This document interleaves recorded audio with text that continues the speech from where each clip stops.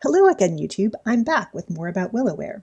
In my first video, I delved into the visual elements behind its original design, in particular the blue and white Chinese export porcelain that originally inspired it, and then described a bit of the circular relationship that developed across the visual exchange between English Staffordshire print designers and China's Jingdezhen porcelain painters, as they eventually emulated one another. If you want to watch that, feel free. I'll include a link in the show notes.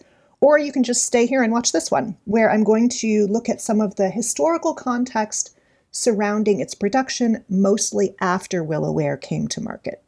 As a reminder, a key reason for the Willow pattern's extraordinary proliferation across markets is that it was never copyrighted.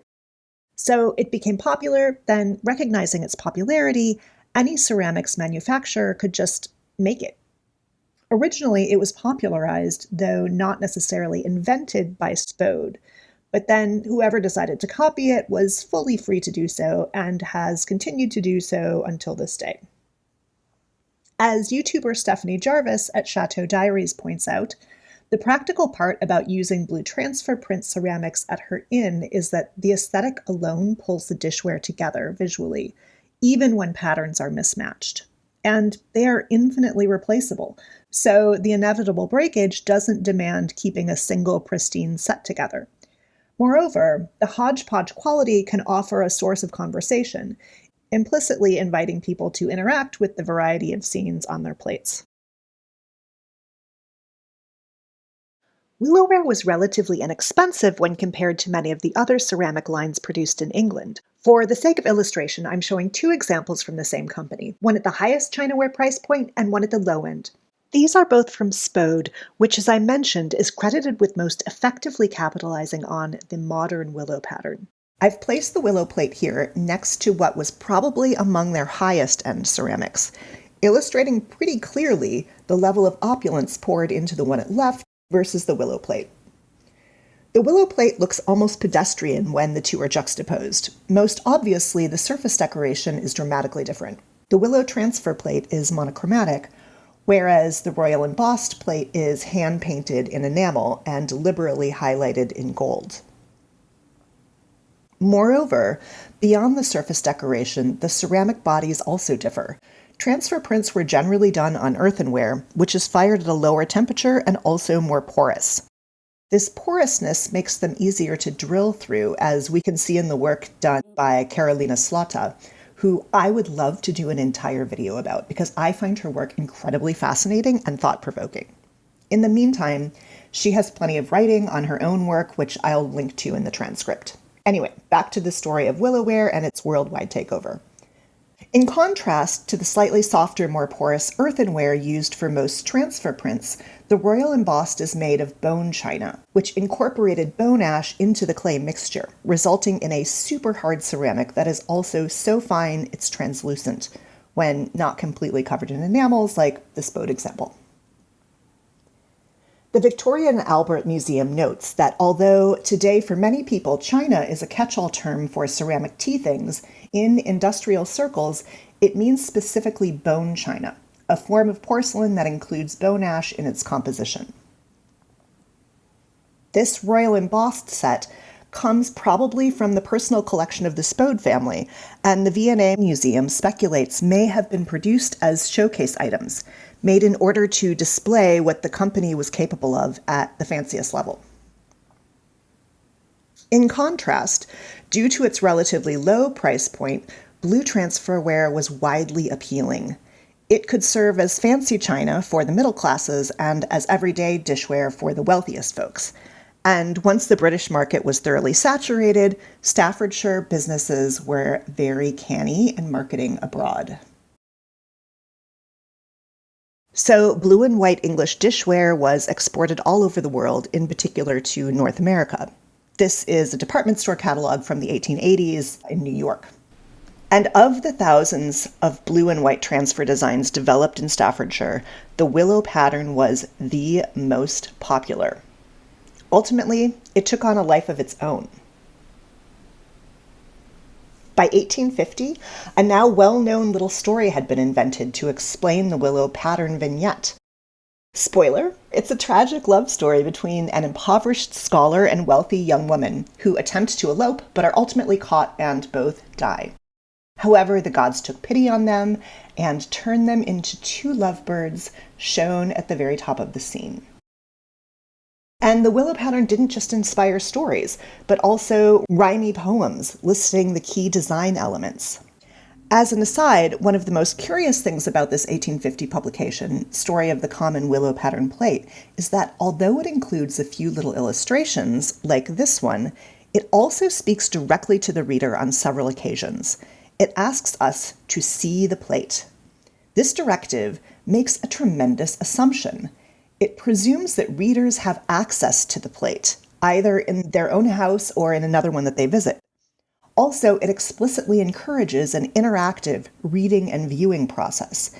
It positions this text as a dynamic companion to the ceramic ware one might be looking at on a daily basis. The Family Friend wasn't the only popular publication to engage the willow pattern during the 19th century.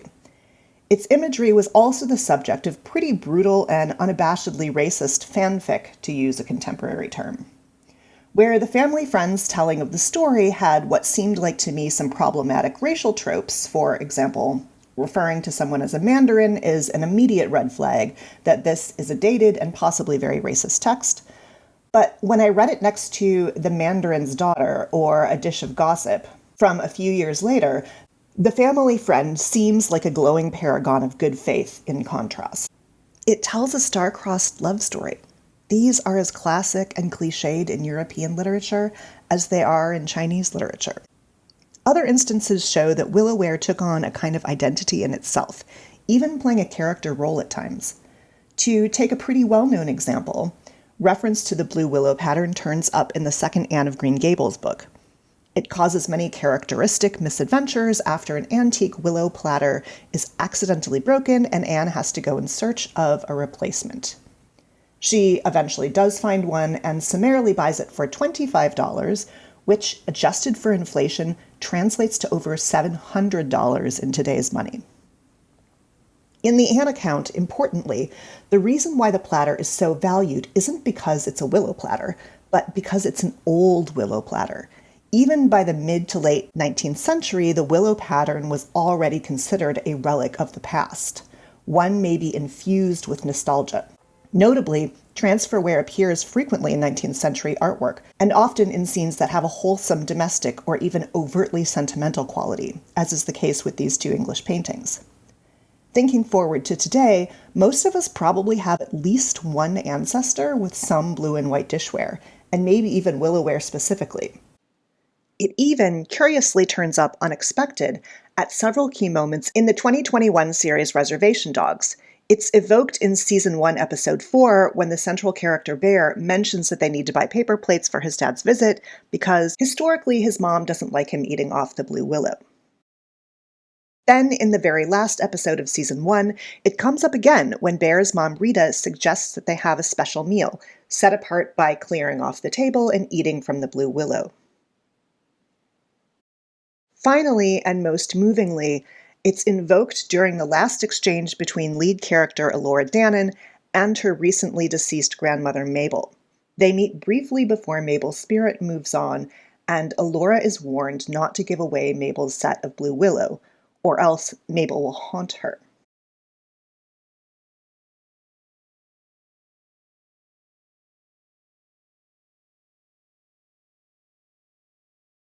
My point is that willow ware has so thoroughly entered our popular material cultural lexicon as to almost seem timeless. In a sense, it already is haunted. It feels like a visual feature of contemporary life without beginning or end. In his 2007 essay, Imagined Journeys to Distant Cathay, John Haddad presents willow ware as having a fundamentally escapist potential in 19th century households. Between 1780 and 1860, white American mothers and housewives set their tables using Chinese ceramics and British imitations, including the willow pattern. Since these ceramics carried idealized Chinese scenes, women could construct an exotic china called Cathay, that they could visit in their imaginations at a time when the real China was cloaked in mystery. Curiously, the dearth of information on China conferred credibility onto Cathy. One could escape the tedium of daily life and embark on a brief flight of fancy to a strange but wonderful version of China. The fanciful quality or falseness of this imagined China often manifests as a mirror world, with a through-the-looking-glass quality, even to this day. Here we can see, in this mid-20th century LP cover, blue willow motifs are explicitly linked to Alice in Wonderland. And this same linkage was the central crux of the Met's 2015 Fashion Institute Gala. This illogical, topsy-turvy ascription invites a much deeper analysis and is better answered by scholars of Orientalism or, in Anne Chang's conception, ornamentalism. Two key elements in Haddad's argument are tied to gender and to the household or domestic space. The first is that women were far more socially limited in their ability to travel in general, and especially deterred from traveling internationally. This restriction is despite the ironically frequent use of feminized allegories in maritime art versus the world travelers themselves. This latter is my point, not his, but I am illustrating it with images from Haddad's primary case study, the East India Maritime Society in Salem. Haddad secondly points out that women were frequently the ones tasked with overseeing the items in the household, and therefore more likely to drive domestic purchases, including dishware. This image of the Wedgwood Byerly showroom was created around the same time that the Salem Maritime Society was founded. Notice that the artist has imagined it as more heavily populated with women than with men, even several women who seem to be browsing on their own. It's worth reiterating that Haddad's title is Imagined Journeys. He argues that the images allowed people, and women in particular, to escape into their own imagination. The image offers a catalyst, and honestly, in this way serves much the same role that the elite Shan Shui paintings were meant to do for their wealthy scholar owner in pre-modern China. This is the one by Guoxi that I showed in the last video. Robert Copeland, whose family had owned Spode and was a foremost expert on transferware, speculated that the willow pattern attained and maintained its popularity due to its human interest. And I do agree that it clearly invites a kind of rumination on what is going on in the blue and white world beyond the surface of the ceramic picture plane. That kind of mythos arguably still exists and is even at times deliberately perpetuated in media today. For example, here's a clip from a BBC documentary released around 2011. BBC constructed an imagined place, filtered blue and white, filled with bamboo and apparently cute little footbridges. A single glance shows that this is a fantasy realm, a blue and white porcelain motif come to life. Notably, in this filmed tableau vivant, the figure is mute. We see him only fleetingly. I've slowed the clips down for the purpose of analysis, but each one is actually only a few seconds long. Also, as one keen YouTuber commented, why would he be fishing in the koi pond? This was clearly filmed in a staged setting, possibly the exact type of luxury garden designed to evoke an idealized landscape, such as the one pictured in Shan Shui imagery that I discussed in the last video. As is frequently the case, the purview of these gardens was largely the ultra-wealthy. A content warning about this documentary. I watched it years ago and was at first overwhelmingly very impressed. It's approachable and engaging in tone. It has the most comprehensive and evocative treatment of the labor side that historically went into producing Chinese export wares at Jingdezhen that I have come across in any English language media. Then suddenly, at almost the very end, the host drops the CH bomb.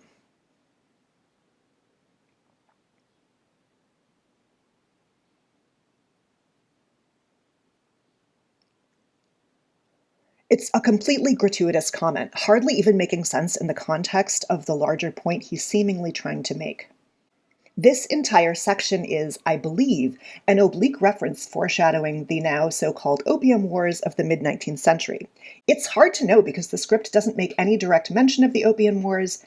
Instead, after its use of a deeply racist term, the documentary's narrative pivots away to dwell on the social status markers of owning Chinese porcelain in 18th century England.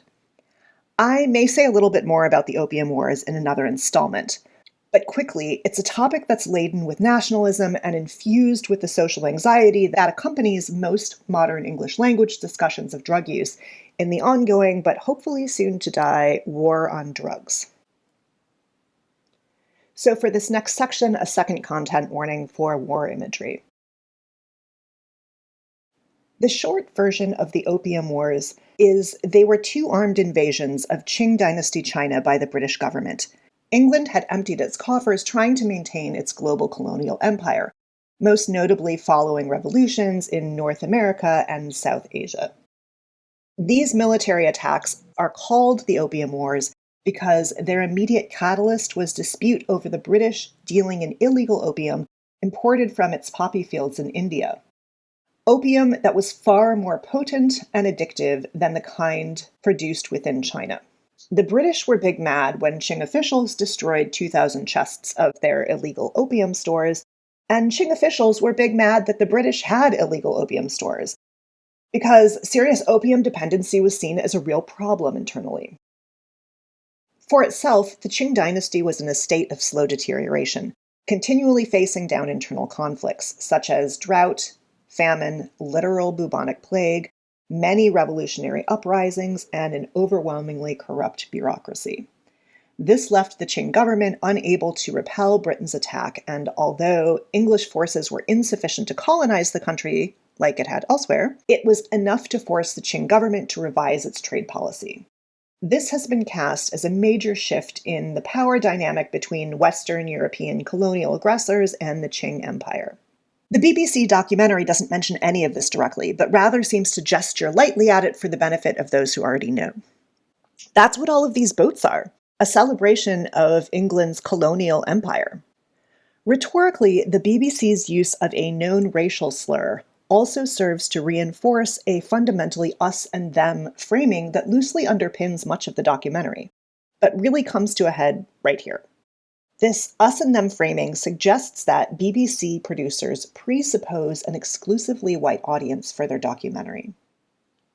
I wanted to mention this C-bomb and to harp on it for a bit for a few reasons. As I mentioned, this is an otherwise excellent documentary. When I first saw it, I was teaching at the university level and would have 100% shown it to my class had it not been for the unapologetic use of racist language. Secondly, I think it's useful to note that this documentary was released in 2011. So a little over a decade before recording this video, an entire BBC production staff concluded that it was a good idea to close the penultimate chapter of their documentary by using derogatory slang, and then just drop the mic. I think this editorial choice illustrates pretty clearly the degree to which anti-Chinese sentiments are still festering in the Anglophone world. And honestly, it looks to me like it's getting worse, both in the years following COVID and as American political rhetoric has increasingly framed China as a dangerous aggressor. I think there's an element of this sinophobia or sinomisia that lingers perniciously in the background of many discussions of porcelain, and even a thoroughly Anglo product like Willow Ware, which then gets entangled as a material or a motif with nationalism and xenophobia, and so on.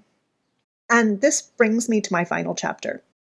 It's important to remember when thinking about blue and white porcelain that this delightful, escapist, visually dazzling, and historically rich body of ceramics also has a shadow side.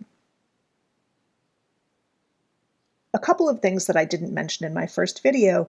When it comes to Staffordshire ceramics, they came along with all the expected social morbidities that accompanied the rest of the Industrial Revolution. To be clear, I keep talking about Staffordshire because it was the epicenter of ceramic manufacture.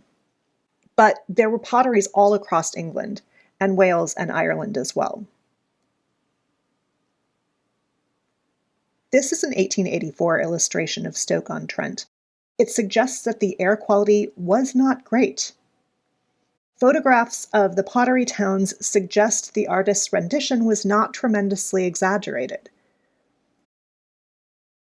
Here's another illustration which, on the surface, is much more idyllic, but looking closely, a different example of the pottery's social ills can be seen right in the foreground: child labor. Charles Shaw describes his own childhood doing hard labor in a pottery as a 7-year-old, and the abjectly horrific living conditions for the labor force. When the Queen came to the throne, that was 1837, work was scarce and food was dear. Little children had to compete for the decreasing sum of available work. As no Factory Act applied in the district where I began to work, the work of children could be used as harsh necessity or harsher greed determined. I can remember many Saturday nights coming home when there was not a morsel of food in the house, and the next day Sunday, and all the shops to be shut up. At the time, Shaw's starting wage was 1 shilling for a 70-hour work week, which, adjusted for inflation, had the buying power of 3 British pounds today. Notably, this was the exact period that Charles Dickens illustrates in Oliver Twist. And as an interesting aside, the same publication, Bentley's, that ran Oliver Twist, also ran another fabricated story about the willow pattern. It is little known, far less charming, and far more racist than the beloved star-crossed lovers version from 20 years later, reflecting perhaps an anti-China sentiment to match the political climate of 1838, just before the first British invasion/Opium War. Shaw's father was a painter and gilder and had been a labor rights advocate. He was subsequently blackballed by all the ceramics factories for his activism. At one point, the family became so destitute that they were forced into a workhouse, maybe not entirely unlike this one from around that time. While there, young Charles Shaw witnessed another little boy publicly beaten, presumably to death, for running away from their abhorrent living conditions. In 1842, there were massive labor strikes across England, in particular among coal miners. This is relevant to Willow Ware because a key reason why Staffordshire was chosen as the site for ceramics production is because it had coal mines nearby. And pottery workers briefly joined in the general labor strikes themselves. The so-called pottery riots resulted in a former child laborer being killed by the military, in an act that reverberates down to this day. So, in short, Willow Ware is incredibly complicated. These idyllic, fantastical scenes take on a different tenor when considered within the social context of their production. For me, the escapist element feels all the more poignant and urgent when framed within the social brutality of much 19th century life. Here in the United States, some of the loveliest examples of 18th century Chinese export ware are intimately tied up with the slave trade, which I haven't even touched on yet. For example, these 2 plates, which are part of the collection at Washington and Lee College.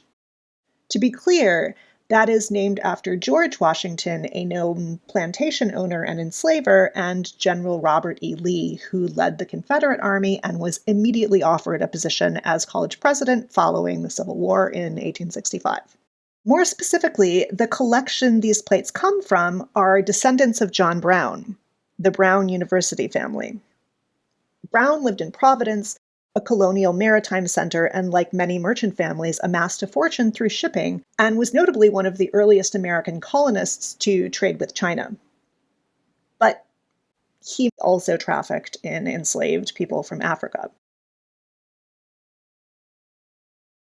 Subsequent generations of American shipping magnates up and down the eastern seaboard were indebted to opium for their money and their porcelain. I mentioned in the last video that Willow Ware carries with it a specter of the past, the ghost of its own complicated history, even when purchased brand new. Its highly recognizable pattern implicitly links it with a centuries-long biography, one that may be overlaid with our own memories of it that get called up when we see it, or touch it, or use it. The fact that it mostly appears on dishware enhances that visceral quality to memory making. It evokes eating. Very few of us have an entirely neutral relationship with food. It is at times a source of comfort, of anxiety, of delight, of revulsion. If a memory tied to Willow Ware invokes ancestral family meals, that too probably carries some complicated baggage. In the very final scene of the Reservation Dogs series, we see the main character, Elora Danon, selling and moving out of her grandmother's house, but she's carrying the blue willow dish set. It's worth remembering in this moment the durability of ceramics, one of the most durable materials across history. There's a reason why it's so commonly central to archaeological study. It's more durable than most stone, more durable than human bone. It's an aphorism among specialists that ceramic is easy to break, but hard to destroy. In this move, we see Elora leaving her childhood home, but carrying with her a tangible relic of her maternal line. And if art historians have not given a lot of attention to Willow Ware as a serious topic of study on its artistic merits, subsequent designers and artists have picked it up. And herein lies my real interest in Willow Ware, the way that it's been quoted in contemporary settings, through art and design.